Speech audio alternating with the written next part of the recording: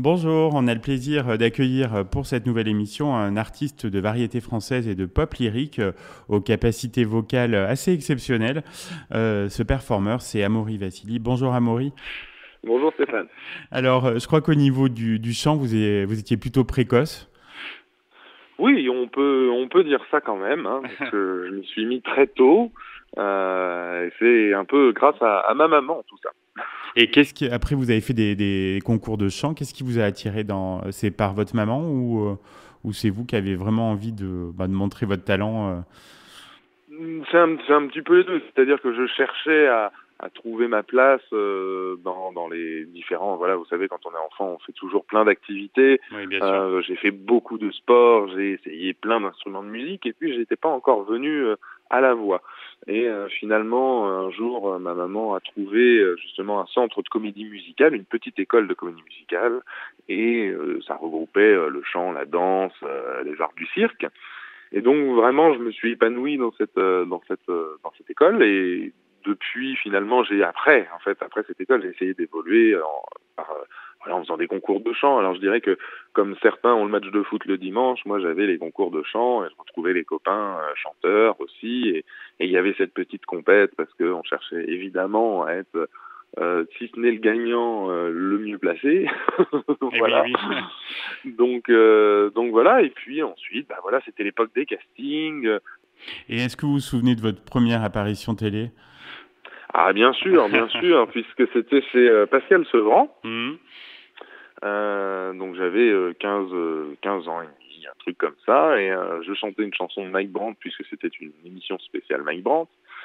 Et alors, Pascal m'avait fait venir tout simplement parce que j'avais participé justement au casting de l'émission du Télécrochet qu'il organisait à l'époque, qui Ah s'appelait oui, Entre oui, oui. l'artiste. Ah oui, c'est vrai. Oui. Voilà.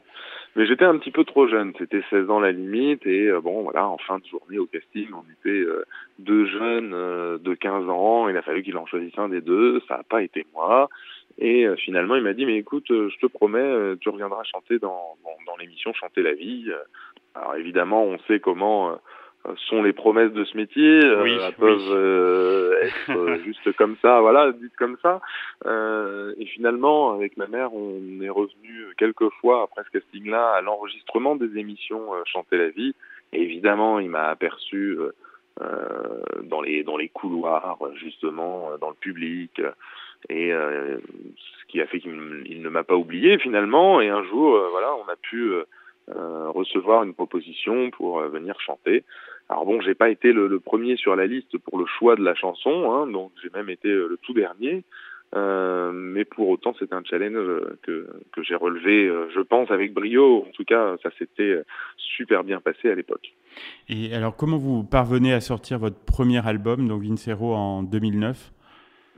Eh bien, à la suite d'une rencontre aussi, une rencontre avec Gérard Louvain et Daniel Moine, peu de temps après finalement cette première télévision, où ils m'ont vraiment mis le pied à l'étrier pour que je rencontre voilà, des maisons de disques, des labels.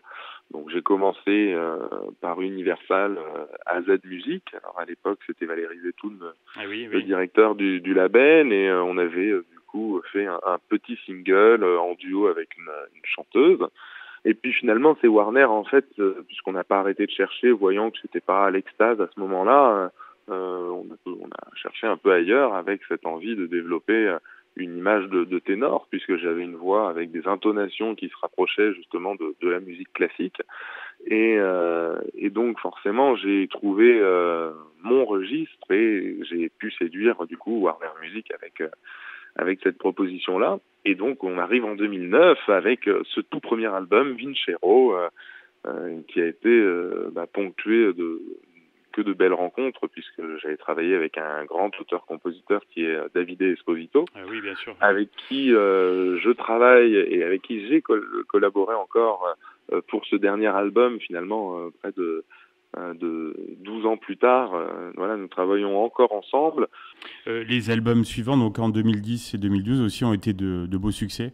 Oui, bah ça s'est bien poursuivi en effet avec l'album Cantero, d'autant plus qu'on a pu participer au concours de l'Eurovision Et oui, bien à cette sûr. Ouais. époque-là.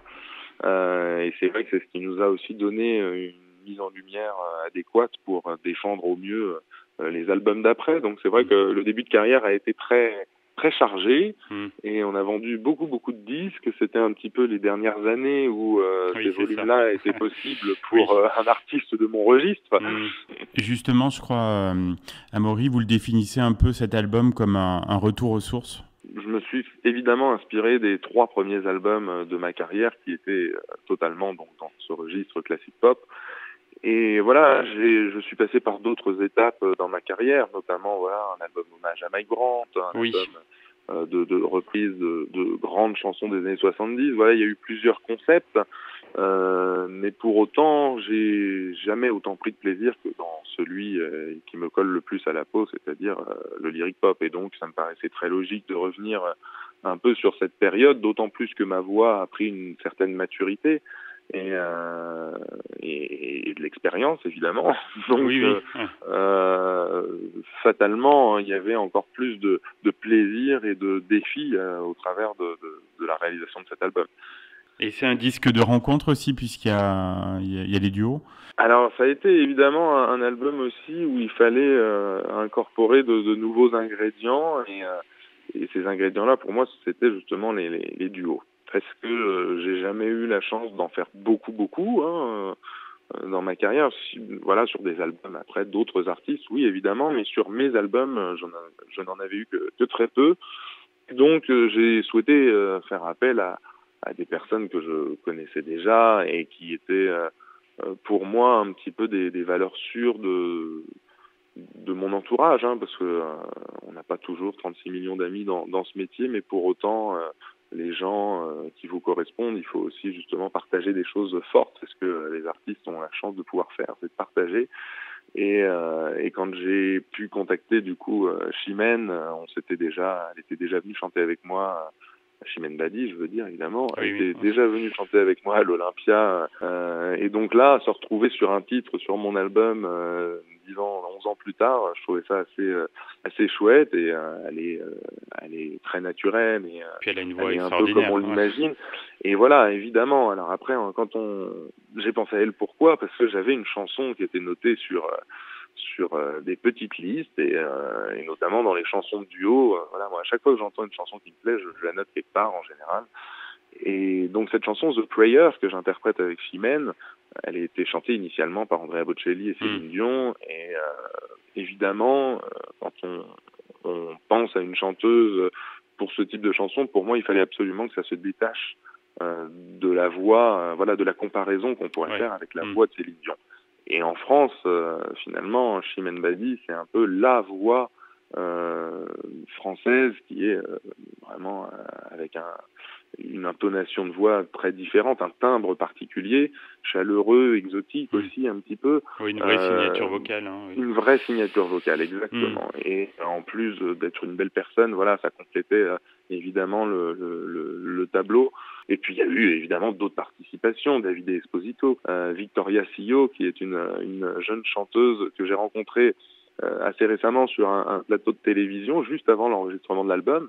Et il y a eu aussi l'amitié et les amitiés que j'ai pu nouer avec certains artistes, notamment Mika Newton, qui est une des chanteuses avec laquelle j'ai participé à l'Eurovision. Elle était à l'époque, en 2011, la représentante ukrainienne. Donc 10 ans plus tard, encore une fois, on a enfin pu réaliser un petit peu notre petit rêve commun, c'était de pouvoir partager la scène ensemble, pouvoir partager quelque chose d'artistique, de musical ensemble. Alors la scène, ça n'a pas pu être possible pour le moment, mais ce duo sur l'album, justement, grave un peu dans le marbre notre amitié, et puis je pense que du coup, ça nous donnera cette opportunité de pouvoir se produire sur scène tôt ou tard, j'en doute pas. Justement, la scène, vous avez des dates prévues là dans l'été ? Alors dans l'été, on en a un tout petit peu, mais c'est pas grandiose quand même, qu'on se le dise. C'est très, on nous dit souvent. Vraiment très lentement, voilà. Mais bon, en effet, à la rentrée, ça va commencer à être un petit peu mieux. On va essayer de recaler toutes les dates qui ont été reportées maintes et maintes fois. Donc on va enfin pouvoir retrouver notre public, nos fans, et ça c'est quand même quelque chose d'assez satisfaisant, même si on aimerait que ça soit un petit peu que ça revienne en grande pompe, parce qu'on ne sait pas à quel point comment le public va réagir. Eh ben, on vous souhaite le meilleur, Amaury, dans les prochaines semaines, et puis on espère vous voir prochainement en Auvergne. Eh ben, j'espère aussi, parce que ça serait pas mal de venir visiter votre région. Ça fait longtemps que je veux y aller pour me détendre et marcher sur les volcans. Mais on vous j'ai pas attend. encore eu le temps, je vous avouerai, mais j'ai hâte. Eh ben, à bientôt en Auvergne alors, Amaury. Au revoir.